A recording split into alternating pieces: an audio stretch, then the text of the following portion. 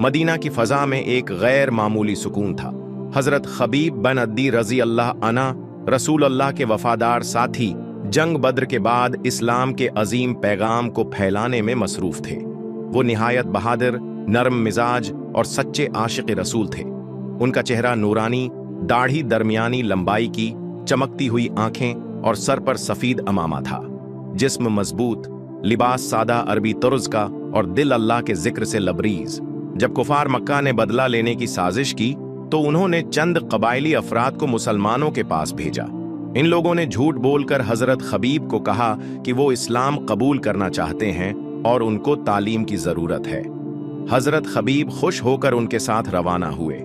रास्ते में जब वो एक सुनसान वादी से गुजर रहे थे, अचानक इन पर हमला हुआ। कुफार ने उन्हें जंजीरों में जकड़ लिया। हजरत खबीब ने मुजाहमत की, मगर तन्हा होने की वजह से काबू पा लिया गया। कुफार ने खुशी से नारे लगाए, हमने खबीब को पकड़ लिया, अब मोहम्मद सल्लल्लाहु अलैहि वसल्लम को दुख पहुंचेगा।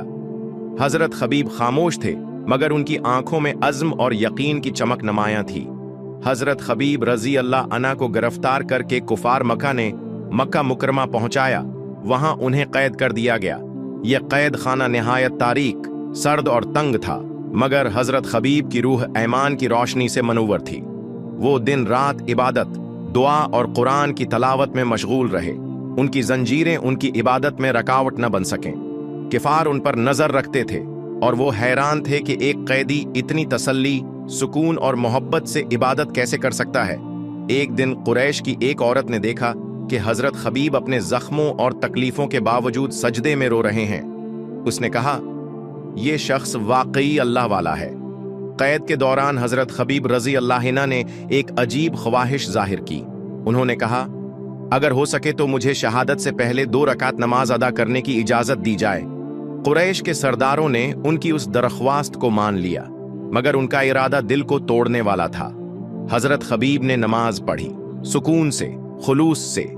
ये नमाज आम नमाज न थी, ये वो रकातें थीं जो आखिरी सजदा बनने वाली थीं।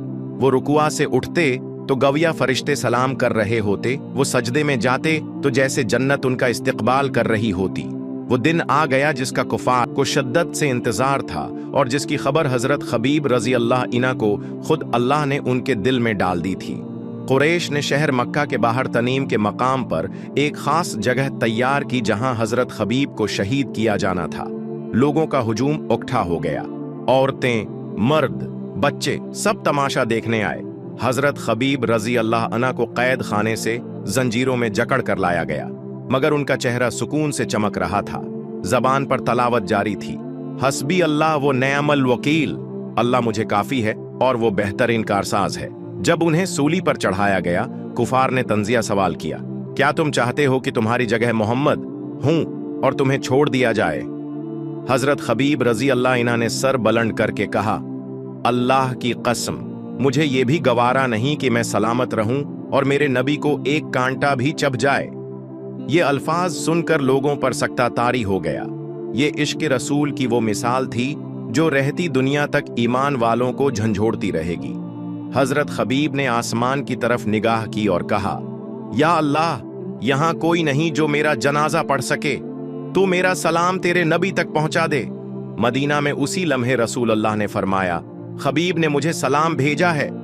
कुरैश के सरदारों ने अपने गुलामों को हुक्म दिया, खबीब को नेज़ों से मारो और उसके जिस्म को तकलीफ दो ताकि मोहम्मद को पैगाम मिले कि हम बदला लेना जानते हैं।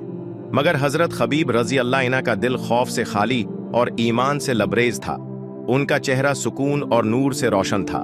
जब पहला नेज़ा उनके जिस्म में पीवस्त हुआ, उनके लबों से अल्लाह अकबर निकला। दूसरा वार हुआ तो वो हंसे।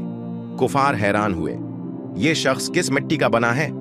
तकलीफ के हर लम्हे में हजरत खबीब की जबान पर सिर्फ जिक्र इलाही था। उनके जिस्म को नेज़ों से जख्मी किया गया, मगर उनका ईमान मुतजलजल ना हुआ। आखिरकार उनकी रूह प्रवाज कर गई जन्नत की तरफ, जहां शहदा का इस्तकबाल फरिश्ते करते हैं।